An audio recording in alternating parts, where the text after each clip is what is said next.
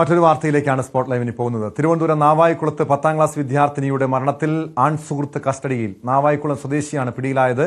പെൺകുട്ടി പീഡനത്തിന് ഇരയായതായി പോലീസ് അറിയിച്ചു. കഴിഞ്ഞ ദിവസമാണ് പെൺകുട്ടിയെ വീട്ടിലെ കിടപ്പുമുറിയിൽ തൂങ്ങി മരിച്ച നിലയിൽ കണ്ടെത്തിയത്. എസ് അഭിലാഷ് ചേരുന്നുണ്ട് വിവരങ്ങളുമായി. അഭിലാഷ്, കഴിഞ്ഞ ദിവസം ആണ് 10ാം ക്ലാസ് വിദ്യാർത്ഥിനിയുടെ മരണവാർത്ത പുറത്തു വരുന്നത്. ഈ പെൺകുട്ടി ലൈംഗിക പീഡനത്തിന് ഇരയായതായും വ്യക്തമായിട്ടുണ്ട്.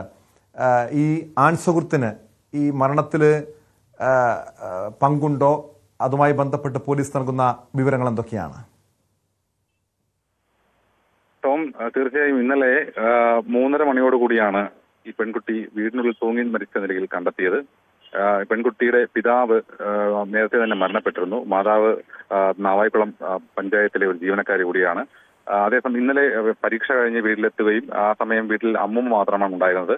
വീട്ടിലെ കിടപ്പുമുറിയിൽ കയറി കഥ കടച്ചു. എന്നാൽ മണിക്കൂറുകൾ കഴിഞ്ഞിട്ടും പുറത്തു വരാതായതോടെ അമ്മുമ്മ വീട്ടിലെ ഡോറിൽ തട്ടി വിളിക്കുകയും പ്രതികരണമില്ലാതെ വന്നതോടെ അടുത്തുള്ള വീട്ടിൽ വിവരം അറിയിക്കുകയുമായിരുന്നു. അവരെത്തിയാണ് ജനൽ പൊളിച്ചു നോക്കിയപ്പോഴാണ് ഇത്തരത്തിൽ വീട്ടിന്റെ മുറിക്കുള്ളിൽ തൂങ്ങി മരിച്ച നിലയിൽ കണ്ടെത്തിയത്.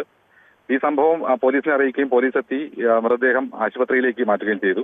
ഈ സമയം ഡോക്ടറാണ് ഇത്തരത്തിൽ പെൺകുട്ടി പീഡനത്തിനിരയായിട്ടുണ്ട് എന്നുള്ള വിവരം പോലീസിനെ അറിയിച്ചത്. പ്രാഥമിക പരിശോധനയ്ക്ക് ശേഷമാണ് ഈ വിവരം പോലീസിനോട് കൈമാറിയത്.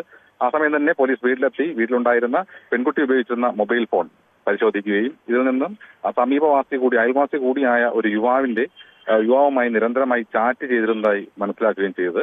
അതിൽ നിന്നുള്ള നിർണായകമായ ചില വിവരങ്ങൾ പോലീസിന് ലഭിച്ചു എന്ന് പറയുന്നു. ഇതിന്റെ അടിസ്ഥാനത്തിലാണ് അയൽവാസിയായ അഭിജിത്തിനെ പോലീസ് അറസ്റ്റ് ചെയ്തത്. അറസ്റ്റ് ചെയ്ത് അതിനുശേഷം ഇന്നിപ്പോ വീട്ടിലെത്തി പോലീസ് തെളിവെടുപ്പുകൾ നടത്തി. ഇതിനിടയിലാണ് മറ്റുള്ള വിവരങ്ങൾ കൂടി പുറത്തു വരുന്നത്. അതായത് ഈ യുവാവുമായുള്ള ബന്ധം പെൺകുട്ടിയുടെ അമ്മയ്ക്ക് നേരത്തെ മനസ്സിലാക്കിയിരുന്നു. ഫോണിൽ നിന്നുള്ള മെസ്സേജുകളും മറ്റും കണ്ടാണ് ഈ അമ്മ മനസ്സിലാക്കിയെന്ന് പറയുന്നു. തുടർന്ന് ഈ യുവാവിന്റെ വീട്ടിലെത്തി പെൺകുട്ടിയുടെ മാതാവ് സംസാരിച്ചിരുന്നു. ഇത്തരത്തിൽ പ്രായപൂർത്തിയാകാത്ത കുട്ടിയാണ്, ശല്യപ്പെടുത്തരുത്, വിലക്കണമെന്ന രീതിയിൽ സംസാരിച്ചിരുന്നു. ഈ യുവാവിന് 29 വയസ്സുണ്ട്, അഭിജിത്തിന്.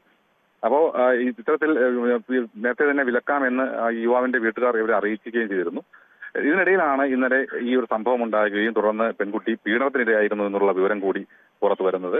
എന്തായാലും ഇത്തരത്തിൽ പോലീസ് ഇതിനെക്കുറിച്ച് ഈ മരണ കാരണം സംബന്ധിച്ച് ഒക്കെ വിശദമായി തന്നെ അന്വേഷിക്കും. ഇതിനിടയിൽ പെൺകുട്ടിയുടെ മുറിക്ക് ഉള്ളിൽ നിന്നും ഒരു ആത്മഹത്യാ കുറിപ്പ് പോലീസിന് ലഭിച്ചിട്ടുണ്ട്. അതിലെ കൂടുതൽ വിശദാംശങ്ങൾ പോലീസ് പറഞ്ഞില്ല. എങ്കിലും പെൺകുട്ടി പഠനത്തിൽ പിന്നോക്കം പോയതിനെ കുറിച്ചും അതിൽ ഈ പ്രണയബന്ധം അതിനുള്ള കാരണമായി എന്ന രീതിയിലുമുള്ള അരികളാണ് ഉണ്ടായിരുന്നതെന്നാണ് പോലീസ് വ്യക്തമാക്കുന്നത്.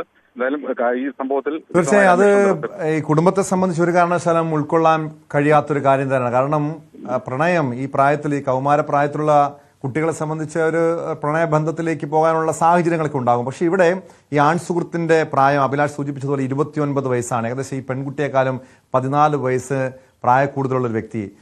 അതുകൊണ്ട് തന്നെ ആയിരിക്കാം മാതാപിതാക്കൾ അതിനെ എതിർത്തത്.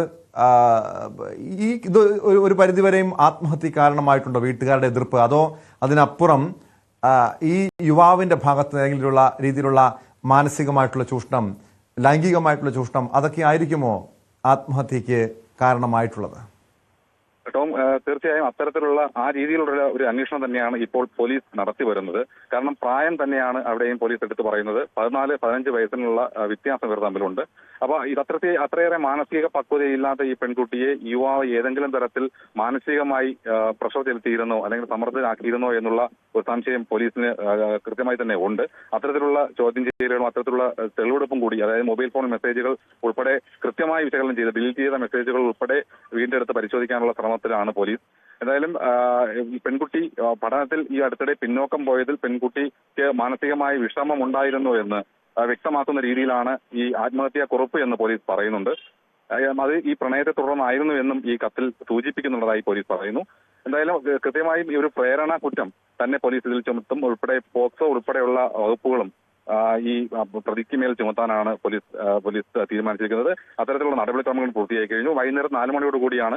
വ്യക്തമാണ്. അഭിലാഷാണ് വിവരങ്ങൾ നൽകിയത്. അഭിലാഷ് സൂചിപ്പിച്ചതുപോലെ ഈ രീതിയിലുള്ള മാനസികമായ ബുദ്ധിമുട്ടുകൾ ഈ പെൺകുട്ടിയെ അലട്ടിയിരിക്കാം.